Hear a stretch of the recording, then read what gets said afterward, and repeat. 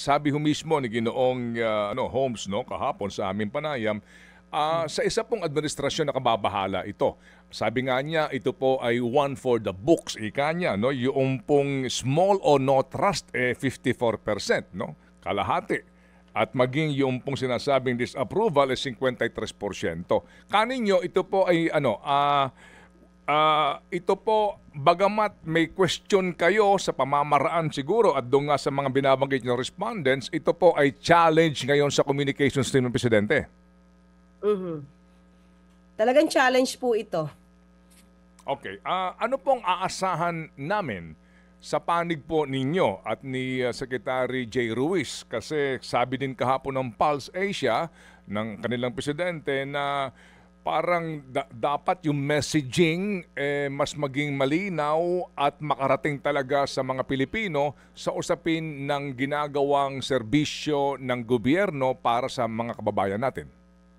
Actually, Sir Ted, as far as we are concerned, alam namin na napaparating namin ang mensahe.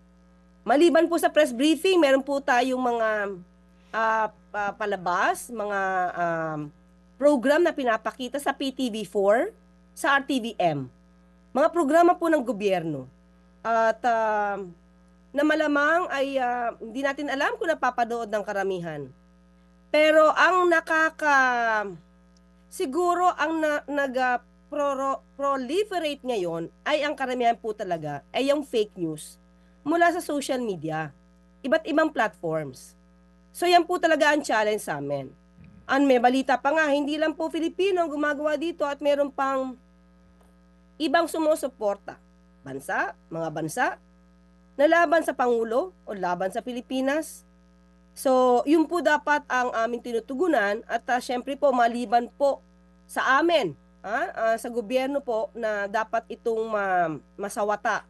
Syempre, hingi na rin po namin ang tulong ng mga mainstream media, pati na po yung mga responsible social media content creator, kung nakikita naman po karamihan na yung mga sinasabi ay fake or galing sa fake news, sana matulungan din po kami ng ibang nasa mainstream media na ma-fact check. Tulong na lang din po ito para sa bayan. Hindi lang po para sa gobyerno ng kumbaga whole nation approach po ito. Opo. Sana yun na po din.